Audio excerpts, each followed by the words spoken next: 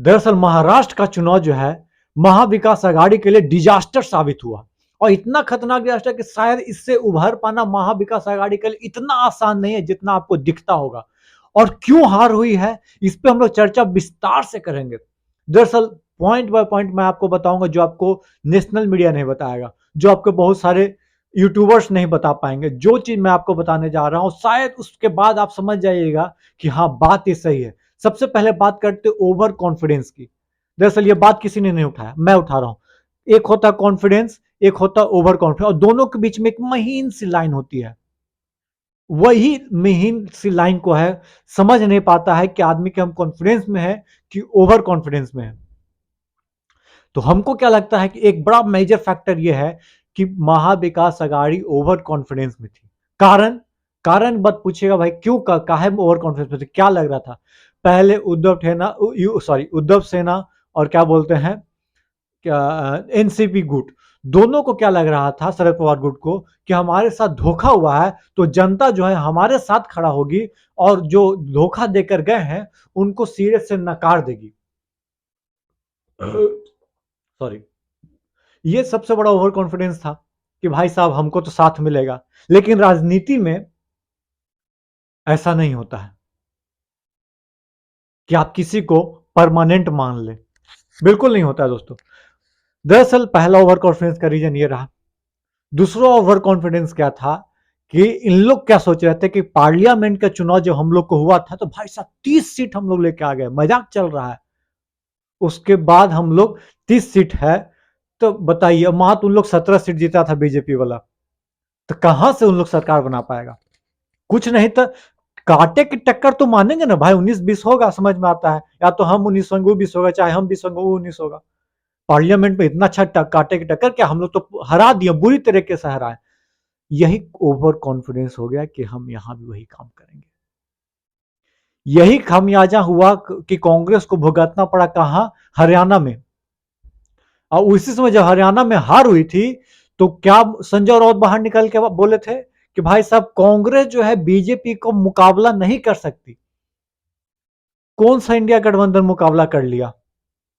सामने सामने बोला गया था कि कांग्रेस को बीजेपी के सामने नहीं लड़ना चाहिए, गठबंधन में चुनाव लड़ना चाहिए। ओवर कॉन्फिडेंस हरियाणा में कांग्रेस को ले डूबी। यहां किस क्या ओवर कॉन्फिडेंस नहीं था बोला जाए तो। आप लोग सोच रहे थे कि भाई साहब इस बार तो जितने हैं। ये देखिए दूसरा पॉइंट कि भाई साहब इन लोग, तीसरा पॉइंट में बताओ, दूसरा पॉइंट हो गया, तीसरा पॉइंट ये समझिए कि इन लोग सीट शेयरिंग में इतना टाइम व्यर्थ किए, इतना टाइम। कांग्रेस को लग रहा था कि करता धरता हम ही है, सबसे ज्यादा सीट हम लाए हैं कथी में, क्या बोलते हैं, पार्लियामेंट चुनाव में, आम चुनाव में, तो सबसे ज्यादा सीट पे हम चुनाव लड़ेंगे। उद्धव ठाकरे को बोला, लग रहा था कि हमारे कारण आया है तो आपको हमको ज्यादा चुनाव लड़ना है। शरद पवार की हमारा तो भाई पश्चिम महाराष्ट्र में हमारा अच्छा खासा पकड़ है, हमारा भी सीट स्ट्राइकर देख ली, 10 में से 8 सीट लाना कोई मजाक बात तो है नहीं। वो बोले कि वाह लीजिए, खींचातानी ऐसा कि आपका सीट फाइनल होने में इतना टाइम जाया हो गया, इतना टाइम जाया हो गया कि चुनाव आ गया। ये होता ओवर कॉन्फिडेंस के हमारे चक्कर में। ओवर कॉन्फिडेंस पहला पॉइंट में 3-3 पॉइंट में आपको बता दिया। क्या गलत मैं बोल रहा हूं तो बताइए, क्या ऐसा एनालिसिस आपको कहीं भी मिला होगा तो आप बताइएगा प्लीज।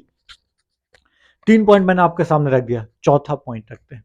चलिए इसका पॉइंट हो गया, ओवर कॉन्फिडेंस रख लिए। अब आएंगे फिर से दूसरे पॉइंट पे, राहुल गांधी पे हमको आना जरूरी है। दरअसल राहुल गांधी कुछ हल्के में नहीं ले लिए महाराष्ट्र के चुनाव को, या उस लेवल पर फोकस नहीं करना चाह रहे थे, क्योंकि उनके लिए सबसे ज्यादा वायनाड का चुनाव ज्यादा इंपॉर्टेंट था। वायनाड में जितना उन्होंने रैली की, जितना क्या बोलते हैं वो रोड शो किया, जब कभी जीप लाइनिंग कर रहे हैं, कभी कुछ कर रहे हैं, तो क्या उसका कुछ परसेंट महाराष्ट्र को नहीं दे सकते थे। कुछ परसेंट क्या, सुनने में आ रहा है 6 से 7, मैक्सिमम 8 से कम रैली हुआ है राहुल गांधी का। बताइए इतना बड़ा महाराष्ट्र में महज 8 रैली कीजिएगा, आप सोचिएगा कि हम जीत जाएंगे। It's impossible. लोकसभा का चुनाव और विधानसभा का चुनाव दोनों में डिफरेंस समझिए सबसे पहले। और सबसे बड़ी बात यह है कि जब तक आप दिखोगे नहीं तब तक आप बिकोगे कैसे। कहा गया जब तक आप दिखेगा तब तक आप बिकिएगा। आप 8 गो बताइए ना, 8 गो मैक्सिमम हम मानते हैं कि 8 गो भी किए होंगे, तो कितना जगह गए भाई? मुंबई हो गया, नागपुर हो गया, यही सब 2-4 जगह गए। और एक एक बार जब आप हार रहे हो तो आपको मेहनत डबल करना पड़ता। आपने किया बाकायदा, आपने बाहर जोड़ो यात्रा किया, भारत न्याय यात्रा या किया, जो भी यात्रा किया, लेकिन आप महाराष्ट्र को बहुत ईजी वे में ले लिए थे। मजाक नहीं, गलत बोल रहा हूं तो आप लोग बताइएगा। बहुत सारे लोग राहुल गांधी के सपोर्टर बोलेंगे नहीं आप गलत हो। मैं बिल्कुल गलत नहीं हूं। उनको लगा कि हम जीत जाएंगे, दलित वोट दे ही देगा, मुसलमान वोट दे ही देगा, ओबीसी के बारे में बोल ही रहे हैं, बस सीट जितना आती थी 40-50 सीट आ जाएगी, बस मेरा काम हो जाएगा, और उन लोग तो कुछ लेवे करेगा। तो ला सबे फेरा में फंसा दिया। न उधर आया, इधर तो भाई कांग्रेस का तो सुपड़ा साफ जिसको कहा जाता है ना, देशमुख खानदान लातूर में जीरो, पृथ्वीराज चौहान जी जीरो, सन्नाटा, हार गए इन लोग चुनाव। बड़े बड़े नेता, नाना पटोले नहीं, ये भी बहुत मुश्किल से जीते हैं। और क्या बोलते हैं, बाला साहब थोराट, बोरिया बिस्तर पैक। हाँ ये जरूर बोलिए कि धारावी कांग्रेस जीत गई, बड़ा अचीवमेंट हो गया है ना। मेन मेन नेता आपके हार जा रहे हैं, ये नहीं है 8-8 बार के जीता हुआ नेता हार जा रहा है। गजब। ये हो गया। राहुल गांधी जी ओवर कॉन्फिडेंस में थे, ये भी बोल सकते हैं, या राहुल गांधी जी उतना सीरियसली नहीं चुनाव लिए, ये भी बोल सकते हैं, या राहुल गांधी जी सहमत नहीं थे सीट शेयरिंग से, आप बोल सकते हो, या वो अंदर अंदर नाराज थे, चाहे वो उद्धव सेना से, चाहे उद्धव ठाकरे से, चाहे वो एनसीपी शरद पवार से, या बीच में जो अडानी को लेकर जो थी बात हो रही थी, बीच में तो शरद पवार ये भी बोल दिए कि भाई अडानी धारावी के अति में इंटरेस्टेड भी नहीं थे। दो मेजर पॉइंट मैंने आप बताया, एक में सब क्लॉजेस भी आपके सामने जोड़ दिया, तीसरा कि क्या 1,500 रुपया लेकर महिलाएं जो है एक तरफा सीट जिता दी महायुति को, बहुत बड़ी बात होती है। कहा जा रहा है कि 3 करोड़ लोग जो है, 4 करोड़ महिलाएं हैं जिसमें कहा जा रहा है कि 3 करोड़ ने वोट दिया, सब वोट उनकी तरफ चला गया। बहुत बड़ी बात है, इट्स ह्यूज, मानिए ना मानिए। ये हो गया एक जो फैक्टर, और इतना बड़ा फैक्टर था गजब, पता नहीं। अब ये तो भाई बाकायदा वहां पे जो इन लोग जो हारे हैं उन लोग जो ज्यादा डिटेल्स एनालिसिस करेंगे, और जो लोग बड़े लेवल पे हैं उन लोग, लेकिन मेरा एनालिसिस तो कहता है कि भाई साहब something big, something big had happened. चलिए अब नेक्स्ट आते हैं, हम आपको बता देते हैं कुछ चीजें, मैं आपको बताता हूं, उसके बाद हम पॉइंट पाएंगे। बीजेपी जो है, बीजेपी जो जीत का स्ट्राइक रेट मैं बता रहा हूं, 2024 में 148 सीट पर लड़ती है, 132 सीट जीत जाती है, 89 से 90%।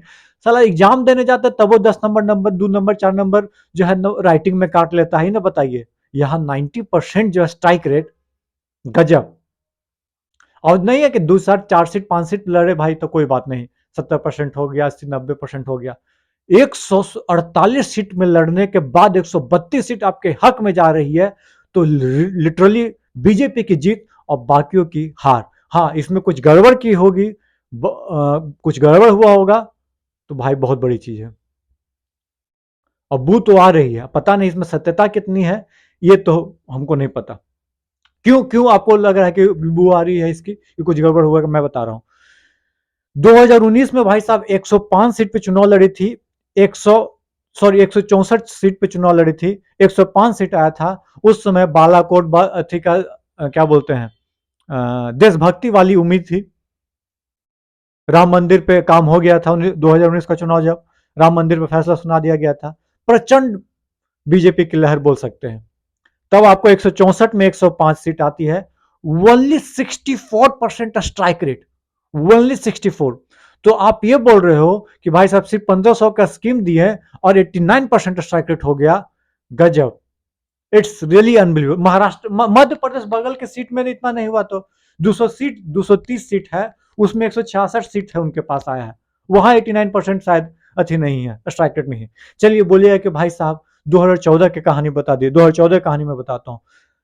250 से 60 सीट लड़ी थी बीजेपी और 122 सीट जीती थी, 47% स्ट्राइक रेट। आप समझ जाइए। एक बात बताइए कि बताइए 2014 में मोदी जी का लहर कितना बड़ा था, कितना बड़ा नहीं था, इन्हें बता दिए। कोई बोल दे कि मोदी लहर नहीं था तो क्या बोले हम उसको, मानने योग्य बात नहीं है।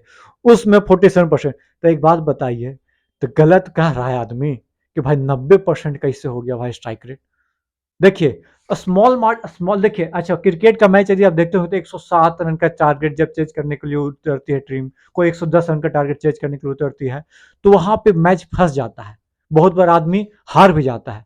लेकिन थोड़ा सा बड़ा लक्ष्य रहता है ना, तो वहां रहता है नहीं, धीरे धीरे धीरे धीरे part by part, session bye session खेलेंगे तो कुछ हो सकता है। और इतना बड़ा सीट में गजब भाई साहब, आश्चर्यचकित वाली अथी आई है, रिजल्ट आई है। सॉरी। अब बताते हैं शिवसेना, एक नाथ शिंदे 60 सीट पे, 60-80 सीट पे चुनाव लड़ते हैं, 54 सीट जीत के जाते हैं। और एनसीपी 52 सीट पे चुनाव लड़ती है, 40 से 41 सीट जीत के जाती है। अब आइए जोन वाइज मैं आपको बताता हूं, जोन वाइज आप समझने की कोशिश कीजिएगा। पश्चिमी महाराष्ट्र में 55 गो सीट, 70 सीट है, जिसमें 55 सीट आपको जीत के आती है महायुति, 12 सीट वो। वहीं पे विदर्भ की बात करें तो 60 सीट विदर्भ में, 60-62 सीट कहा जाता है वैसे तो, 40 से 45 सीट आपको दे आती है महायुति, 13 से 15 सीट जीत के आती है। क्या स्थिति है विदर्भ, वहां कांग्रेस नहीं चला भाई साहब, तो कहां चलेगा। गजब, सब किसान खुश, सब नौजवान खुश, सब खुश है, किसी को कोई दुख तकलीफ नहीं है कि हमारे प्रदेश से रोजगार बगल के प्रदेश में क्यों जा रहा है। ज्यादा चीनी हम लोग दे देते हैं ना बगल वाला के ज्यादा दही दे देते हैं तो 2 दिन समझता रही ज्यादा दही दूध दे दिए थे, हमारा लौटाने आया तो 2 दिन कम दिया, कहा है भाई। बताइए, यहाँ रोजगार बगल में शिफ्ट हो जा रहा है लेकिन किसी को कोई मतलब नहीं। चलिए कोई बात नहीं। मराठवाड़ा की बात करते हैं, 47 सीट आ रही है, जिसमें बोला जा रहा है कि 37 से 38 सीट जो है महा यूटी के पास, और 18-19 सीट महाविकास अघाड़ी के पास। मुंबई में हालांकि 26 सीट है, 36 सीट है, जिसमें 21 सीट कहा गया इनके पास, महायुति के पास, और 15 सीट महाविकास अघाड़ी। यहां पे बोल सकते हैं चलो भाई टफ फाइट दिए। खानदेश 36 सीट है, 34 सीट महाविकास महायुति के पास। गजब दोस्त गजब। कोकण का इलाका, थाने कोकण के इलाका में 35 सीट एक नाथ शिंदे के पास, महायुति के पास, और महाविकास अघाड़ी के पास 3 से 3.5 सीट। ये मैंने आपको जोन वाइज आंकड़ा बता दिया। लगभग कहा जाता है 6 जोन में महाराष्ट्र डिवाइडेड है। ये 6 जोन का आंकड़ा मैंने आपको बताया। अब देखिए एक चीज और, आज राव क्या बोलते हैं, संजय राउत जी बाहर आते हैं, बोलते हैं कि इलेक्शन कमीशन ने उनके साथ गलत किया। एक चीज भी होता है, मैं बता रहा हूं कि क्लॉक का सिंबल किसी के पास है, या किसी के पास मसाल का सिंबल, किसी के पास बहुत दिन से वो सिंबल लेके आ रहा है, तो आदमी के साइकोलॉजिकल इफेक्ट होता है कि भैया उद्धव ठाकरे के यही है वो बटन। और बहुत सारे लोगों को नहीं पता होगा, होता है, लेकिन आप बोलिएगा भाई पार्लियामेंट के चुनाव में तो पता था ना भाई, तो इसमें कैसे नहीं पता है। बात ये भी सही है, पार्लियामेंट के चुनाव में पता था, इसमें काहे नहीं पता। इसका जवाब तो खोजना पड़ेगा। जो संजय राउत बोल रहे हैं कि इलेक्शन कमीशन ने खेला किया,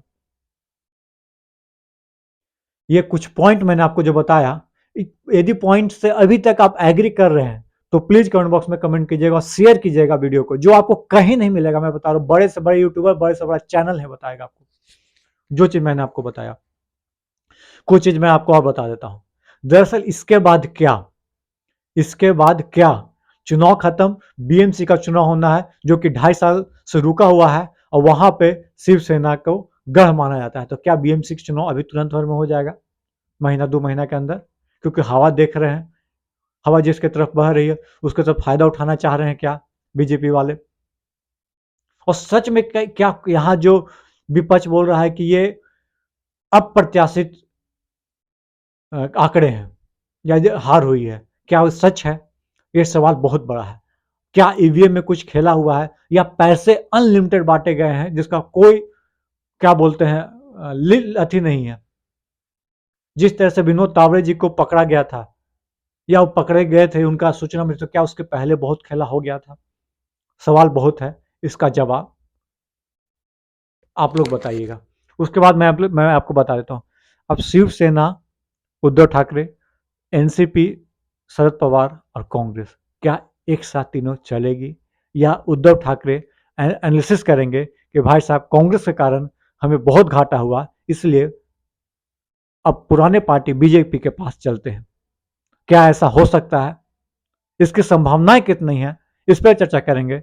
लेकिन क्या इंडिया अलायंस टूट जाएगा? वहां महाविकास आघाड़ी अलग अलग हो जाएगी, अपना अपना रास्ता खोजेगी, और महाराष्ट्र का अगला मुख्यमंत्री कौन होगा? क्या न्यू फेस बीजेपी रिवील करेगी? इस पर भी चर्चा करेंगे, लेकिन नेक्स्ट वीडियो में, क्योंकि बहुत बड़ा वीडियो हो चुका है। और यदि वीडियो अच्छा लगा हो, यदि मैंने सत्य बात बताई हो, तो प्लीज सपोर्ट कीजिएगा इस भाई को। धन्यवाद। जय हिंद, जय भारत, जय महाराष्ट्र।